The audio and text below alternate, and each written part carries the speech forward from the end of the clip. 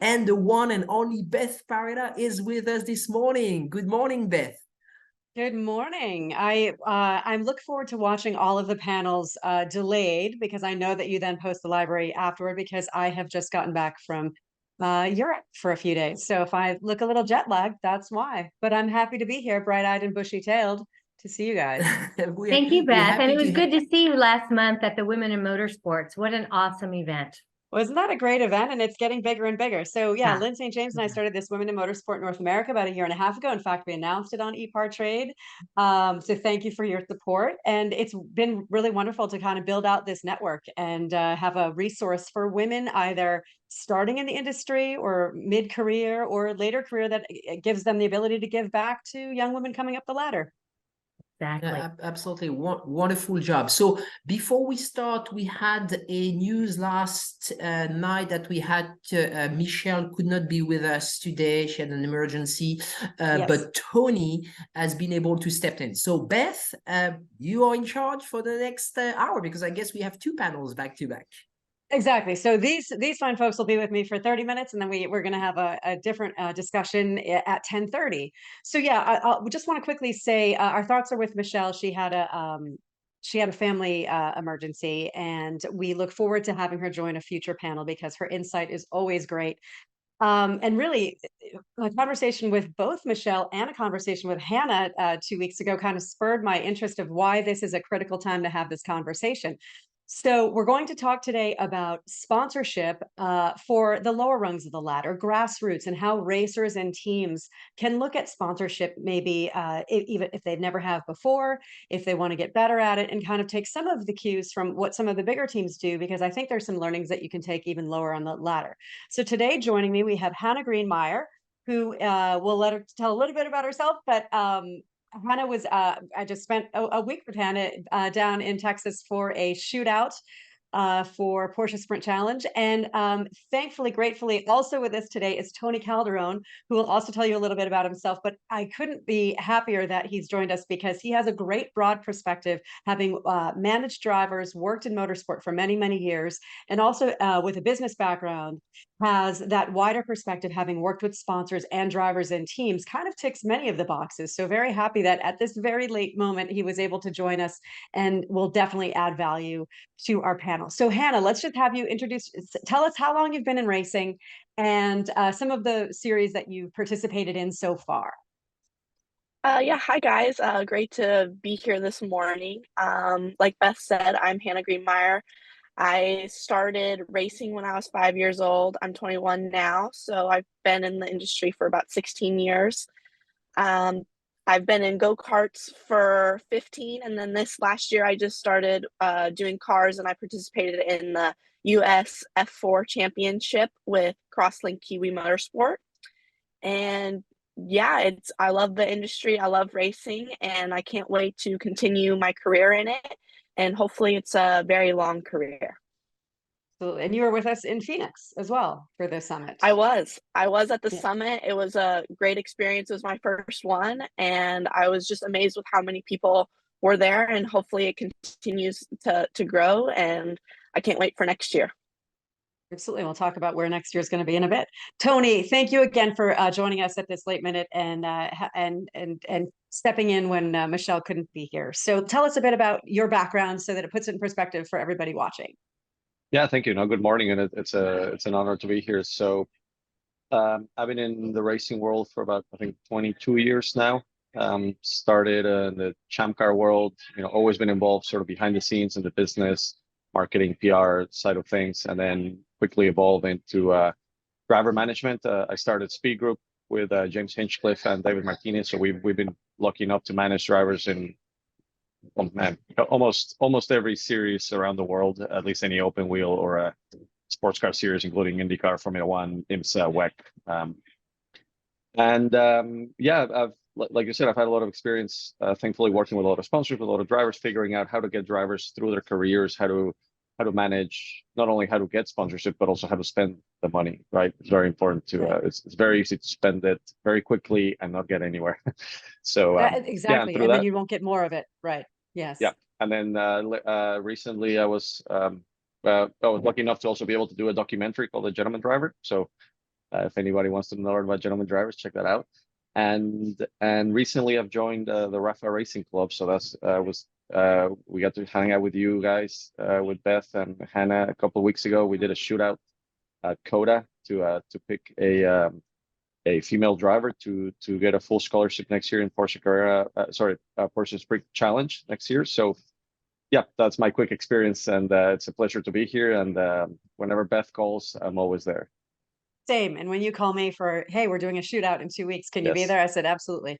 And honestly, that's a lot of that's very telling of what this industry is, right? Because it's all about your network and who you know and the experiences that you share. And sometimes you need help at the last minute, and we do kind of look out for each other. And that's why I think this is a critical thing to talk about sponsorship. And we always talk about, I know a lot of the content even this week is, F1 or NASCAR, major teams that are at the professional level looking for sponsorship, and we all know that racing runs on that, and the economics of this are always a challenge, and that's why every team has a commercial side to teams will either use an external agency that will help them with the commercial work, or they'll have in-house staff that help them, always looking for sponsors, and then also servicing those sponsorship accounts once they have them. To Tony's point, it's like, okay, now a company has stepped up and said they want to support you. How are you going to be spending that money? Because there obviously has to be a return back to that sponsor. But what I want to talk about is those lower rungs on the ladder, because even a karting year is expensive. So Hannah, just to put it in perspective, like let's say when you were, your highest level of karting, what does a season cost? Let's start there so that we understand then how much this actually. Yeah. Yeah, so a full national season, doing as many races of the big ones as you can, with the tent fees, the mechanics, the engine builders, engine rentals, all of that can cost, I believe it's up to probably, I think when we do it right, it's about 150 grand. So it's pretty expensive. It's still cheaper than most levels of cars, but for go-karts, it's still a very expensive thing. And yeah, it's for that amount of money, you want to perform at your best to make sure that it's worth it. Absolutely, because let's also be clear that these rungs of the ladder, the carters, the drivers that are at the top of that climbing sheet consistently are looking to climb onto the next rung. So this is just like any other sport where, we always use the example of, you've got, you look at Major League Baseball, there's, single A, double A, triple A. And this is even, lower than that. Imagine just, supporting somebody at the college level. And because also our sport involves travel, the actual parts and pieces, there's personnel, and you're really kind of, funding it the entire way. And I get that it's also a gamble, because you're gambling that person is going to eventually, get all their way up. But I think the one thing that we want to talk about too is, respectfully, it's not a lot of money. So why would a large company, we always think that we want to go towards the big, let's go to Coca-Cola, let's go to Procter and Gamble. I think the biggest piece of advice, usually, especially when you're starting out, is to find businesses locally. And certainly a lot of people karting, maybe their parents might own businesses, and that's often what you see on their driver's seat. But beyond that, really, you sometimes that's not enough, or sometimes after a while, it gets exhausting to that family to always be funding it. So have you had success? I know, whether it's the local bank. In fact, I was talking to a young woman at the Women in Motorsports Summit in Phoenix who has a focus on diabetes. And so we talked about that. She asked actually this specific question: how should I fund my karting season? And I said, well, you could also talk to, what about local hospital network within your community? Because the reality is your local businesses do have marketing budgets, and they are looking for things that can carry on a message. But I think one of the things that we want to look at is, what are the assets that you actually have? So there's visibility, that you have social media, you have things like that. Toni, what are your ideas about, you've had experience with drivers lower down, kind of coming up the ladder. When you look at those because to be fair, it's not necessarily a big ask. Even $5,000 from 10 companies is $50,000, and smaller companies spending $5,000, that actually might be an easier decision. It doesn't take board approval. It takes a little bit more hustle and a little bit more work, but once you get those companies in the door, you may have them annually. And even though it's only quote unquote $5,000, for some companies that might be a palatable number. But to walk in and ask for 50,000 is a very different conversation. And can you deliver $50,000 worth of value to one company? Probably not when you're karting, but could you maybe deliver $5,000 worth of value or $2,500 worth of value? Yeah. So how would you approach that to your young drivers, Tony? Well, I would say exactly the way it's square. I think the most important first rule to learn, and people just go with it, is like whatever your budget is doesn't mean that that's a value that you can give back to a sponsor. So if your budget's $150,000, like Hannah was saying for karting, that doesn't mean that somebody's like, well, it's 150,000, you should give me 150,000. Like marketing has nothing to do with the cost of brakes and the race team and tires and travel, whatever else, right? So I've always said, I think at the lower ranks, you kind of have to forget about anything that has to do with brand exposure or eyeballs. You're just not going to get it, right? It's no way you can compare that to NASCAR, Right. IndyCar, NHRA. Nobody's watching Formula One, karting whatever, on right? television. Right. Exactly. Yeah. And if you try to, you're just wasting your time. I mean, people at whether there's a big or small company, they know what it takes, right? Especially now with digital marketing, it's so easy to quantify every single cent that you spend. So it's very hard to justify. So what I've always tried to do is, like you said, you're selling a story, you're selling access, right? At any level, the experiences that money can't buy, right? For example, if you're in the Road to Indy ladder system, right? Like, okay, you're in USF 2000 or Indy Pro 2000 or whatever that might be. You don't have to sell Indy Pro 2000. You can sell IndyCar. It's an IndyCar weekend, right? You're there with IndyCar. It just happens to be a different car, and you are giving somebody easier and a lower level barrier of entry to be a part of that.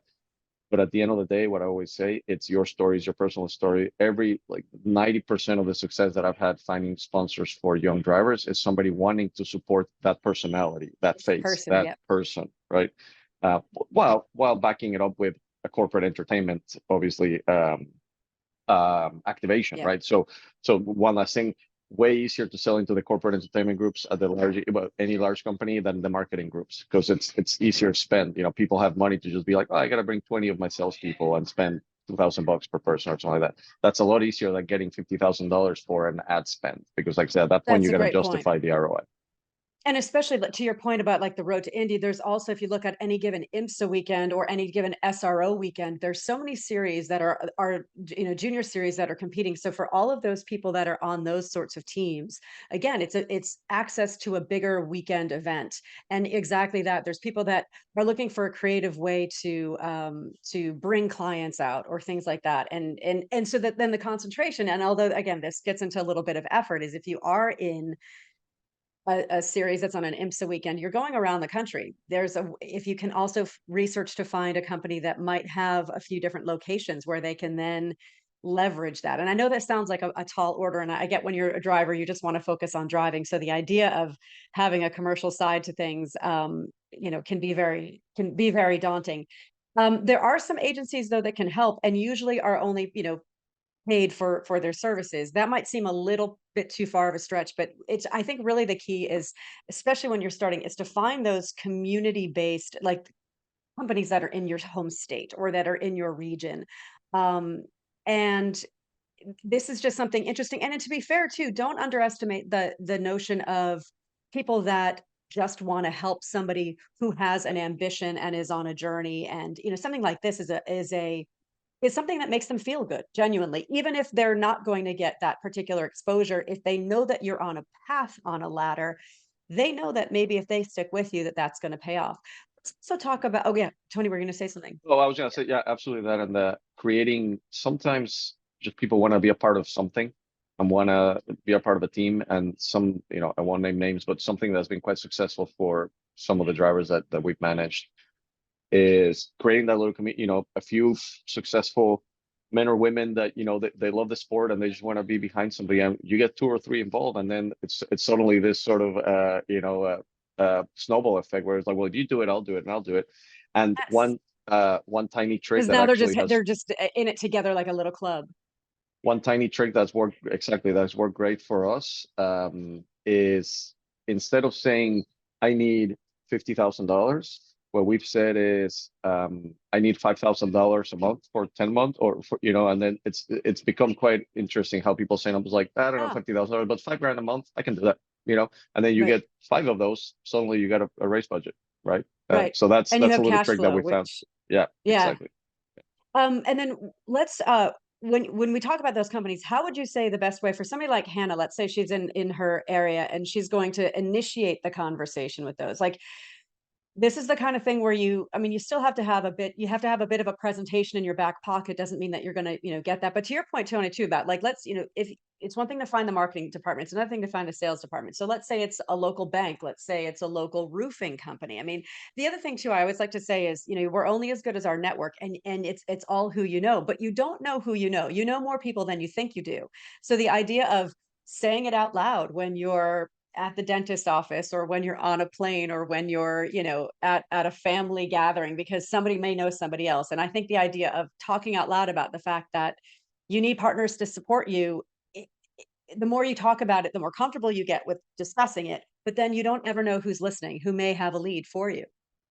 Yeah, exactly. I think a personal introduction is worth it. It just speeds up everything up, 10x. So if Hannah, for example, said she wants to approach a local bank, do you know any people that bank with them? Are there any big companies there that a local bank? Sometimes they're very easy, like they take care of their customers. So it's a lot easier to have somebody that has $5 million worth of bank accounts with this bank to approach the vice president of the bank, be like, hey, you should support Hannah over here. I've heard of her story. She's great. I vouch for her. I'm going to do $5,000 a month. Will you do $5,000 a month? Like little things like that. That, like you said, the power of the community is very important at this level. Let's talk about too how you create value. So, I mean, you want to differentiate yourself, but when you say that, okay, you're not going to get the eyeballs, you're not going to get this or that, what are some of the ways that a driver can create value? To date, Hannah, have you had some sponsors where you've had appearances, and what have you done? Any insight? So yeah, I've had a couple of sponsors. It hasn't so much been, I guess, necessarily towards the funding of my racing, but it's been helpful in other ways. So in 2021, I actually had a pretty severe rib injury while I was karting, and so I knew some this sports rehabilitation place from when I was in high school, and I went to there, and they worked on me twice a week, every week for a whole year. And I kept wanting to go and pay them for their services, and they're like, no, your family, you're gonna, like, it's no problem. We want you to say who's helped you and getting back. So I was like, okay, that's not a problem. Like, I'm just gonna do that anyways. I think that if you can represent their brand and tell them what they've done for you, and then you go out there and perform, I think that's something to a sponsor that's invaluable. That if you can go out there, they've helped you, and you perform, and you go out there and win, and you say in your interview, thank you to Synergy Sports and Rehab for putting my body back together. They're gonna be like, okay, thank you. Whoever's been watching that broadcast now knows that, okay, if you're a person in Colorado, or if they have branches out in anywhere in the States, Yep. they're gonna know, okay, that company can go out there and can help you if you are injured. So I think that's kind of a way that me as a driver, and drivers in general, can add their value, is by taking in the service of the sponsor, Yep. if it's an actual service, and then go out there and perform and show them that, okay, I was able to do this because of this company. This brings in two really great points kind of at this. I'm so glad that that's your example, because that brings in 2 points. One is that's what we call value in kind. So instead of it just them sending you $10,000 and you having their label on the side of your car and on your fire suit, they're giving you service that you would have otherwise paid, right? So we call that in the business, we call that value in kind. And those things are critical and absolutely helpful, because it was, one of the major ingredients that you needed to get back on the track that year. But the other thing is that you're doing is now you're endorsing them, and it's realistic, it's authentic. The other thing we always want to talk about in sponsorship that makes sponsorship really gain traction is when it's authentic like this. This could be kind of thing where you're featured on their website, and it's that testimonial, and maybe they have brochures or anything like that. So those things, if you are a company and you're putting together content for a website or this or that, those things normally cost money. So that's the trade, and those are real things. And so this is why drivers and teams need to think very creatively. Like, there are businesses that we're interacting with, and when you then kind of even, and sometimes you don't even think to ask the question, and because respectfully, that business may not understand that might be something that you can help them with promotion. And I get sometimes it feels tough to have that conversation, and you feel shameless asking. You obviously had a rapport with them, so that kind of came together. But these, many drivers and many teams kind of have those, and this is an important thing to talk about too, about why value in kind matters, because we can't always just think about straight monetary transaction. Value in kind, it could be travel. It could be, let's say there's, if there's a particular location that you're traveling to a lot, and you're always staying in a particular hotel, and that you're always staying in that because that's where, the finals are, and that you're going there, or someplace that you go maybe 4 times a year, you can ask for a certain discount and say, is there a way that we could promote your property? And it's all of that little stuff. And I understand, again, that there's a bit of the hustle, and you're just trying to drive a car, but I think that's the thing to talk about with smaller companies too, is sometimes goods and services are as important and worth their weight in gold, just like getting a large check. When we talk And about there's also how to ways. differ, yeah. Oh, sorry, I was just gonna say that there's ways to monetize the value in kind if you get super creative, right? So in your hotel example, for example, let's say you can get a discount with whatever hotel chain or a local hotel. Well, then maybe another company that also doesn't necessarily have marketing money, right? But they might be spending a bunch of money on hotels. So suddenly you can save them money on hotels. You make a deal with them, and whatever you save them, they can give you in cash for your racing. So suddenly you turned value in kind into cash, right? We just have to get creative with it. And to your point, like you said, it's a hustle, but I've always pushed really hard with young drivers. If you think it's hard now, or like what you got to do outside the car, just wait till later, right? So Beth, I mean, I don't know how much time you and Simona spend like on an actual session as compared to where you spend working. It's probably 9, like 10% of the time you're actually in the car, right? So I think for drivers, if you don't have it now, you're not going to have it later. So you better start working. Yeah, if you don't practice it now, you're not going to have it later. So you better start practicing now. Exactly. And to be fair, I mean, you look at any team, any professional team, it's 365 days a year, like, not to exaggerate, but it's just a constant conversation, because although you see those big sponsor names, you can't take for granted. And this is a critical thing for even at the grassroots level to be focused on. And again, whether or not the driver, you yourself are doing, I'm just saying, as a driver, you have to think laterally and know that this is important and know how it works. So these are sort of just some of the the terminology and the strategy. You can talk to other racers about it. You can talk to other people. You can talk to, people. This is something that we're going to talk about more, like in Women in Motorsport North America at the summit, those sorts of things. Like, ask the questions, because this is, it's critical. But maybe it is the kind of thing where you can have somebody within your team that's really focused on this. Even if it's, I know when you're coming up, it's like you feel like your parents or your manager, but to get them a little bit to have these kind of conversations, I know they're already doing it, but to even talk to others. I know that it's that kind of thing that when they're sitting they're at the track, they're talking to the other parents, and this is probably always a hot topic of conversation. We want to talk about differentiation, though, and okay, beyond just being a woman in racing, that's not always that. Let's be clear. Our goal is that that's not the hook anymore. Ideally, it shouldn't be. It shouldn't be something that's unique. You're there because you're talented, and you're not just. You're in a drive because you've earned the right to be there, and the more women that are coming into racing, the less unique you become. So that idea is everybody just sort of needs their angle.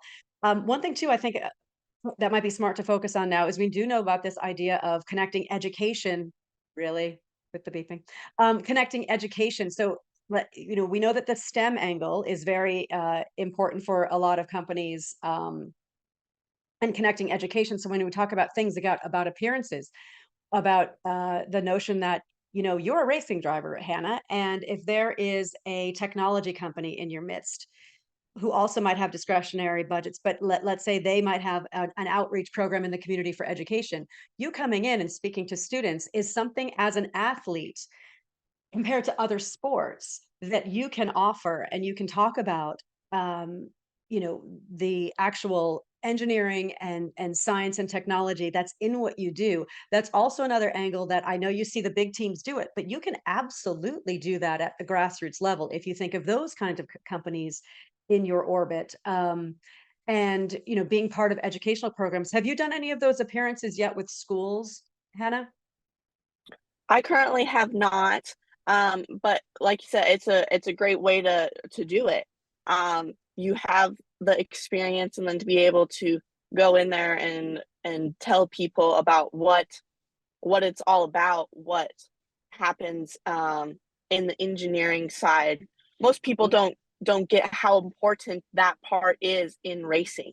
Absolutely. They on TV, you really only see the driver out there on the track. You don't see all the people that are on the wall, Right. on their computers, doing the strategy, making sure that all the telemetry is working properly, that it's Right. correct.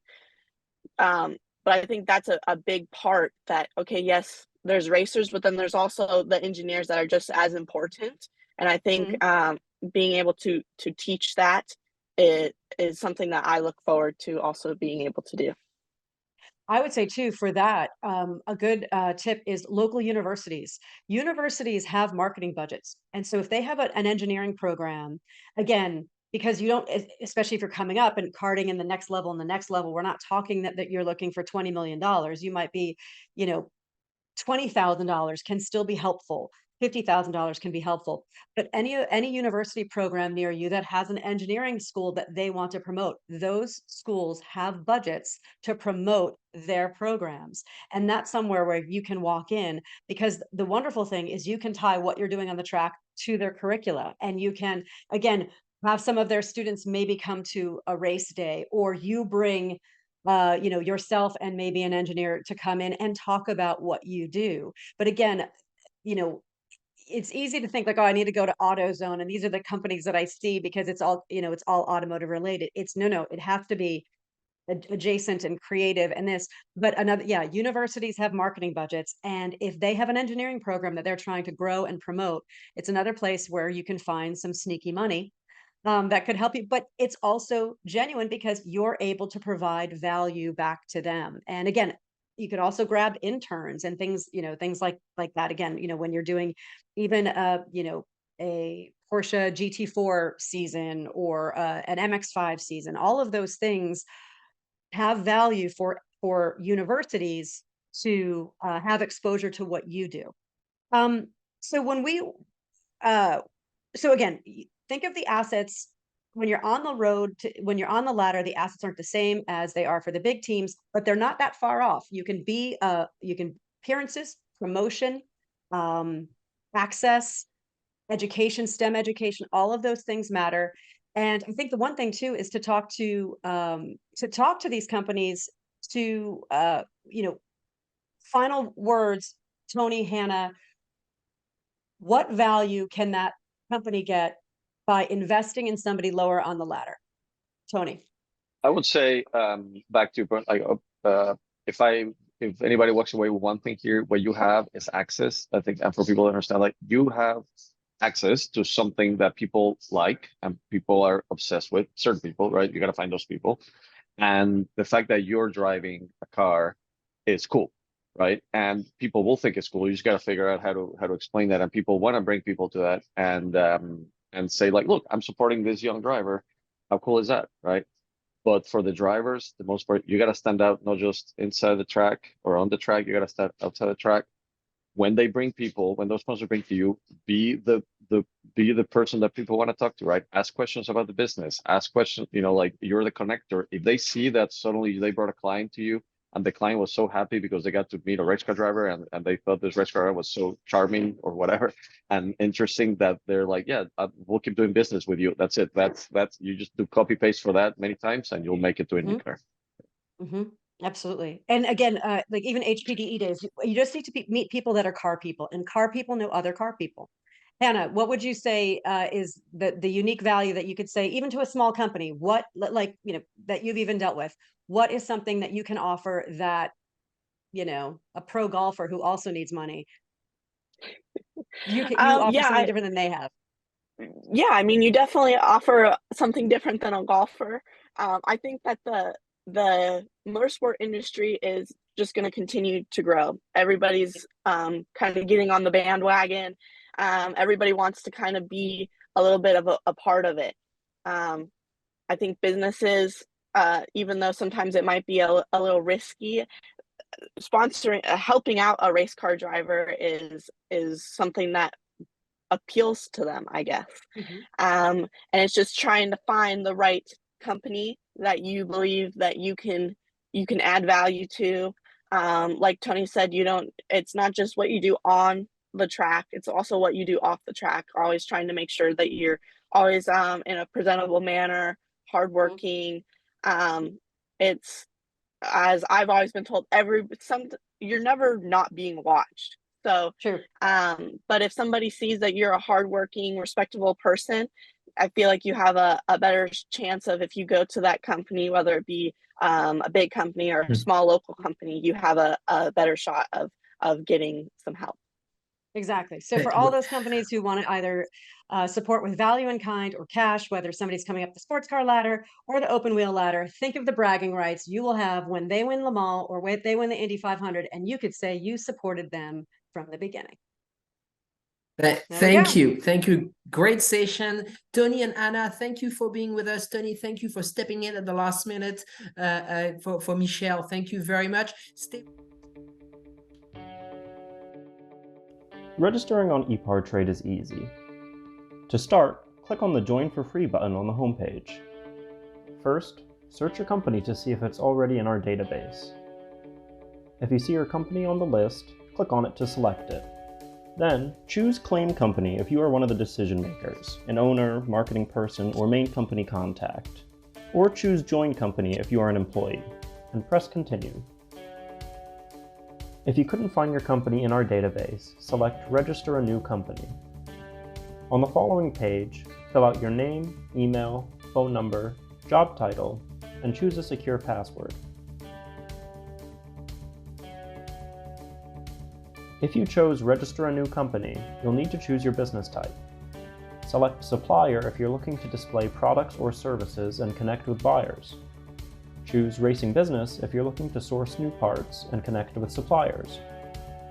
Choose Race Team if you own or are a member of a professional race team. Then, enter your company name. Please provide a website, Facebook page, or LinkedIn if you have one, and choose to either claim or join the company. You can view and agree to our terms of use here. If you'd like to receive our weekly newsletter, choose Accept. Finally, click Register Now and your registration will be submitted for approval. An email will be sent to your inbox. Please confirm your email address and you will be approved shortly. Welcome to EPARTRADE.